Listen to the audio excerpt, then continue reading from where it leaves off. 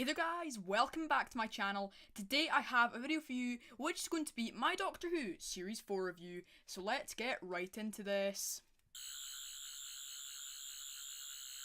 Back home to you.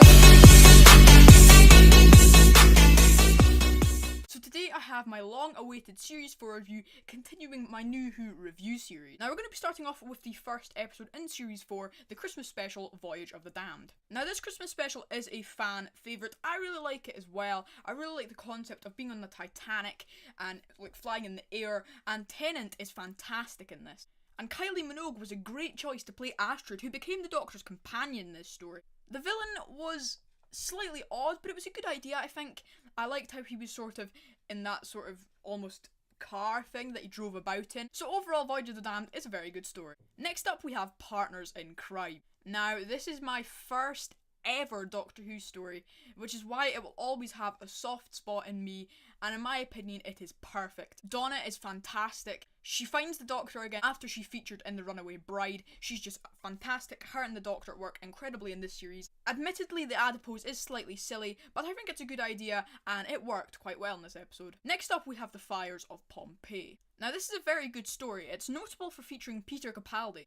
I love the setting. I believe they actually went abroad to film this. I love the setting of Pompeii. It's such a great idea bringing that into Doctor Who. I'm surprised it hasn't been done before. It's just a great setting, and it's a really slap back down to earth at the end when the Doctor has to tell Donna that some things in time he can't change and he has to let some people die. But eventually she persuades him to save that family, and that was a great moment, great touching moment of, you know, he can't save everyone, so time travel isn't always good.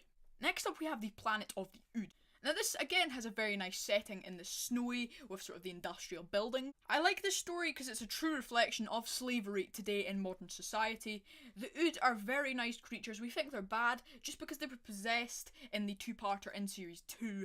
Doesn't mean that they're bad creatures. They're very nice in this story, showing you that they can be very good, and they're not the villains. The team trying to capture them as slaves are the villains in this story. And of course the famous scene where the Doctor lets Donna hear the Ood singing is just heartbreaking. It's one of the best scenes ever in Doctor Who, and at the end the sort of leader of the investigation gets what he deserves as he is transformed into an Ood.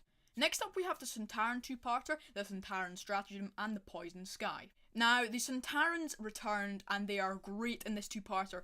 Also, Martha returns. She's got her dream job in Unit, and the Sontarans were perfect in the story, as I've already said. I love the sort of colours on their ships, how it's all purple. It really suited the story, and I love the idea of the gas in the cars and the sat-nav just controlling everyone and them trying to literally pollute the earth and kill everyone. Donna's family were perfect in this story, especially Wilf. He's one of my favourite characters ever. Wilf is just amazing. I love him. Next up, we have the Doctor's daughter. Now, for me, it's average. I like the half as villains, I like their design, and Martha has another trip into the TARDIS. But I think this story needed something else. It was a bit misleading because she wasn't really the Doctor's daughter. Loads of people hate this episode. I don't mind. I think it's average. It's not great. It's not good. It's not bad. So it's not bad. It's an okay story. Now, next up, we have the Unicorn and the Wasp, and I like this one. I think it portrays Agatha Christie really well in sort of the murder mystery setting. I really love that of whodunit. The Wasp is admittedly a silly idea, but I think it works. People are a bit too harsh in the story for me. It's just a fun, light-hearted one that you can just stick on whenever you want. You don't need to have seen any of the other episodes for it to make sense. Next up, we have the brilliant two-parter, Silence in the Library and Forest of the Dead. Now, this is a very good two-parter.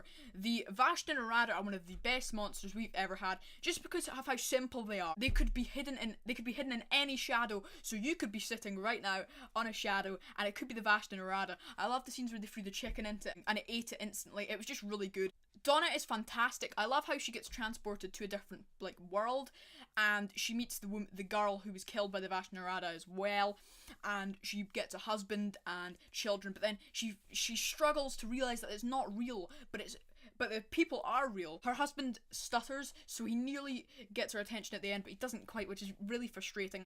And of course it's notable for featuring River Song, but the Doctor is meeting her in reverse order, so River Song kills herself in this, just to save everyone. It is an incredible two-parter and I really love it. Next up, we have Midnight, which is pure perfection. Midnight is definitely one of the greats. I just love it. I love how there's no companion and the Doctor is sat with all these humans. And as I say, all the characters are human, which makes the story so more relatable. The story is so atmospheric. Tennant is at its absolute best in this. Oh, it's so good. The monster is creepy. Sky is a creepy character in general, and everybody turns on the Doctor. It isn't even his fault. It's just an amazing episode. Go and watch it now. Next up we have Turn Left. This is another good story. I like how it explores what Donna's life would have been like if she hadn't met the Doctor. The villain isn't great, the sort of beetle, but it's a nice concept. It's quite a heavy going story. It's not great, but it's a good one. It's a solid story, very interesting as well. Now we are on to the two-parter finale, The Stolen Earth and Journey's End. Wow, it is a fantastic finale for Donna.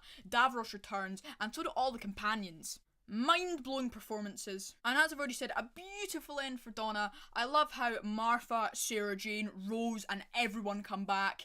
It's just an incredible finale, a fan favourite. I just love it. It's such a good finale for Series 4. So yeah guys, that was my review for Doctor Who Series 4. It is definitely one of the best of New Who, if not the best series of New Who. There's not one episode in it that I dislike. It's so good, I love it, and it's been really fun to watch it. So yeah guys, let me know down below what your thoughts are on Series 4. I'm really intrigued to hear about them. So yeah guys, that's going to be about it for today's video. I hope you have enjoyed it. The next video will probably be my either Sarah Jane Adventure Series 1 review or the complete specials review. It'll be one of the two, but they should be out in about a week's time or so. So yeah guys, I hope you have enjoyed this video. If you have, don't forget to support it with a like, subscribe below if you haven't already, and I'll catch you guys next time for another awesome video. Peace out.